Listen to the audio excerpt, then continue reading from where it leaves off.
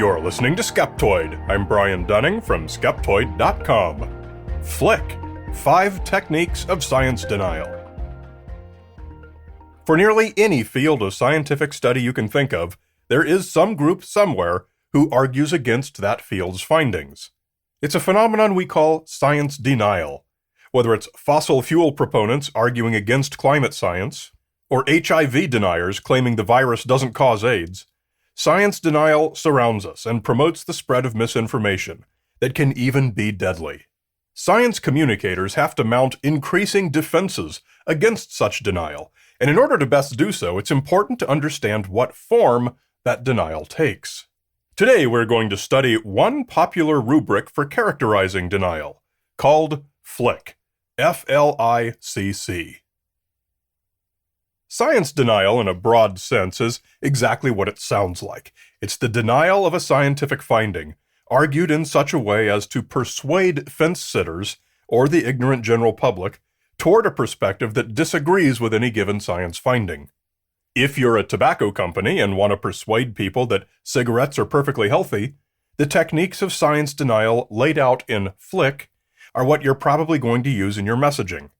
In fact, these same techniques are employed by the vast majority of science denialists, and once you recognize them, you'll have one more tool for telling real science from pseudoscience.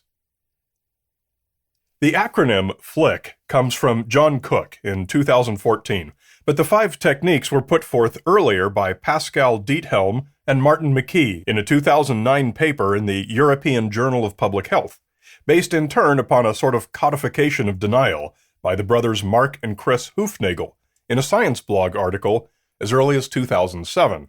You'll find links to all of these papers in the references section on the transcript page for this episode at Skeptoid.com. FLICC stands for F. Fake experts, L. Logical fallacies, I. Impossible expectations, C. Cherrypicking, C. Conspiracy theories. We see the FLICC techniques all the time. In this episode, we're going to take 3 common versions of science denial and use each of the 5 FLICC techniques for each. These 3 denied sciences are global warming, genetically modified crops, and vaccines. Let's begin with the first of our 5 techniques. F. Fake experts.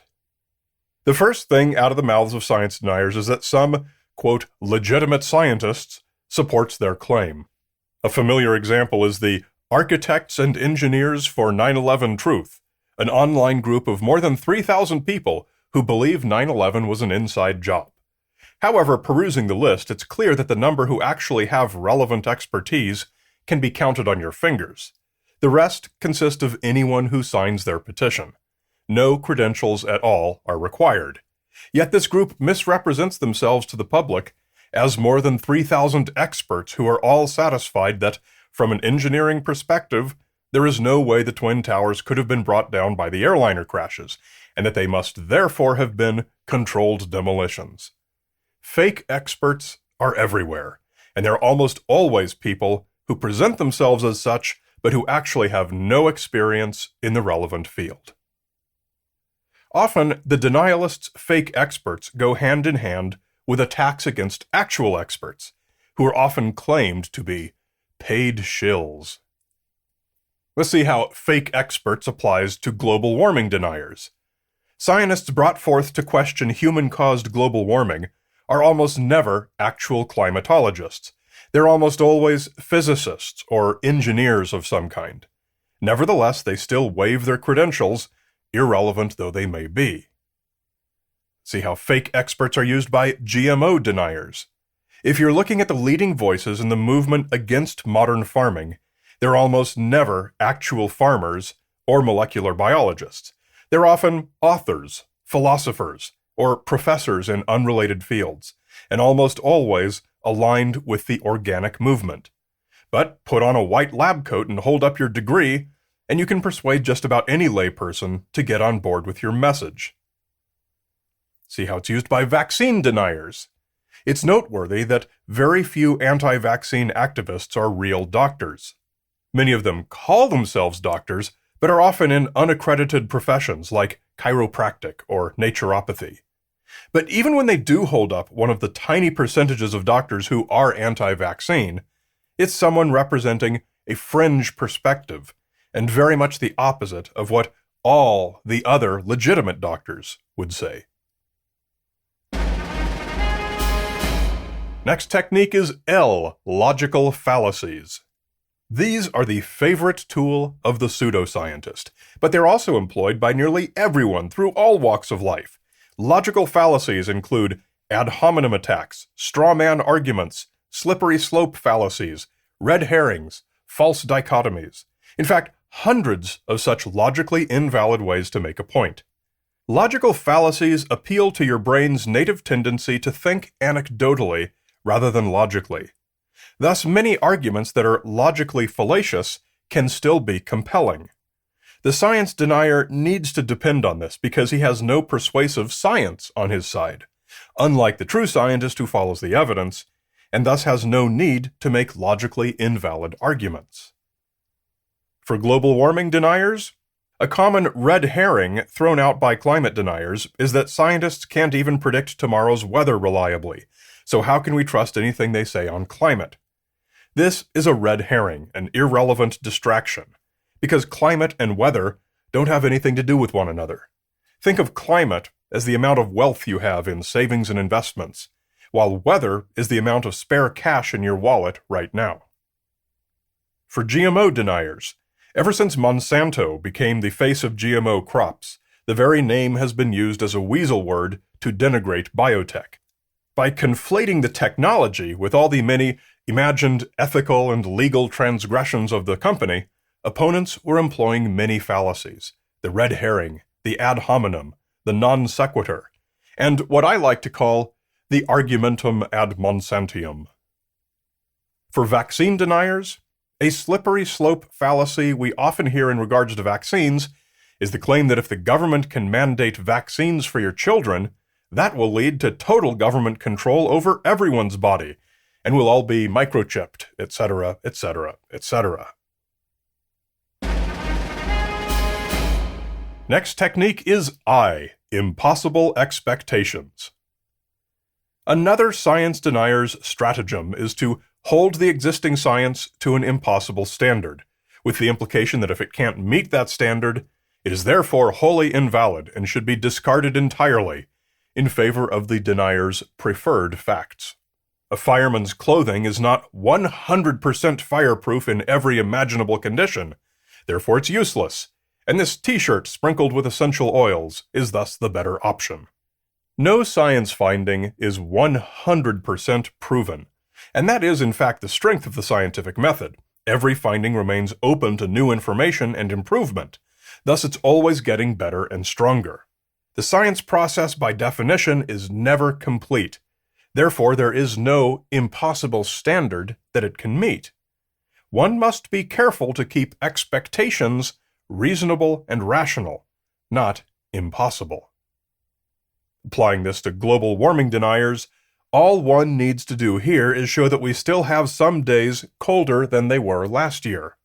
If we impose the expectation that if global warming were true, it would follow that every day would be warmer year over year. That's not how warming works, but it's easy to impose that impossible expectation in order to show that the claims of warming don't hold up. For GMO deniers, can we say with absolute certainty that nobody will ever have an allergic reaction to GMO produce? Of course we can't predict that, even after tens of trillions of GMO meals served without a single health consequence. It's an impossible expectation. Vaccine deniers? Are vaccines absolutely, positively, 100% safe? No, a tiny percentage of people have a negative reaction, so we should therefore throw them all out. Next technique is C, cherry-picking. This is the process of selecting only that data which supports your preferred finding, and ignoring any data that does not. For example, a proponent of alternate cosmologies might well discuss only the conclusions of an odd crackpot or two from history, and completely dismiss the far larger amount of work supporting the standard model of the universe. To an innocent audience, it may then appear that there is no data, save that which came from the crackpot. Cherry-picked findings always exclude contradictory information, while good science findings strive to include as much contradicting information as they can, as efforts to disprove a hypothesis are a key part of the scientific method. See how global warming deniers do this. It's very easy to use cherry-picking to show that global temperatures are either falling or are constant. All one needs to do is single out one specific region over some specific time frame. You can easily see this being done in just about any global warming denying video on YouTube. For GMO deniers, when the National Academies of Sciences published a major 2016 report finding that GMO crops suffered less crop losses due to insects, opponents ignored that and cherry-picked the fact that some insects had nevertheless evolved resistance to the crops. This falsely implied that GMO crops made the insect problem worse. Vaccine deniers. It's easy to cherry-pick the few cases of adverse vaccine reactions and point to them as if they represent a likely outcome of vaccination, falsely suggesting that vaccination is prohibitively dangerous. Next technique is C, conspiracy theories. Generally speaking, the moment you hear a conspiracy theory proposed, you can be assured you're listening to a science denier. Who would ever disagree with this unless they're being paid to? Science deniers commonly use words with religious overtones, like dogma or orthodoxy, to describe findings they don't like. Science will stand for no challenges to the official dogma. They will claim, as if research scientists are employed to learn nothing, and are paid only to uphold the traditional canon upon which their closed old boys network is rooted. They are conspiring, so the claim goes, to suppress the newcomers' findings, as it would threaten their grant funding. Because, grantors fund grants in the hope of learning nothing, and will keep writing checks so long as the same old traditional dogma is the only thing given to them in return. Makes a lot of sense, doesn't it? Let's see how global warming deniers employ this. This is one of the most familiar conspiracy theories around today. It asserts that all the world's climate scientists are deliberately publishing false data, because that somehow keeps them on some elusive, mysterious gravy train of endless cash flowing from the renewable energy sector. How GMO deniers use it? A common claim is that GMO seed producers conspire to take control over the entire world's food supply, giving them ultimate power worldwide. And how vaccine deniers use it? Obviously, doctors and big pharma are all in cahoots to give out dangerous vaccines to keep everyone sick so they can make the most profit. So, that's FLICC, applied to 3 popular contentious pseudosciences. There was probably nothing in this episode that was terribly revolutionary for experienced Skeptoid listeners, and it's certainly no surprise that science denial generally relies on the same techniques no matter what kind of science is being denied. And now that we know what to look for, we can react more readily when we perceive we're being flicked off by a science denier. Fake experts, logical fallacies, impossible expectations, cherry-picking, and conspiracy theories.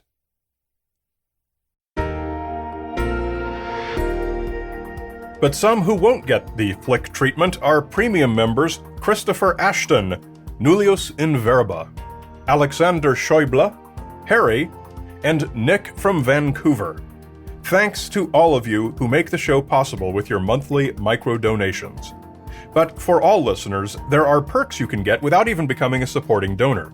Most notably, the podcast companion email, which comes out each week with each new episode and contains all sorts of additional stuff. If you're listening to the podcast and not getting the companion email, you're only getting half the show. Just come to Skeptoid.com and select Podcast Companion Email from the menus. I hope you enjoy it and that it rounds out the full Skeptoid experience for you. You're listening to Skeptoid, a listener-supported program. I'm Brian Dunning from Skeptoid.com.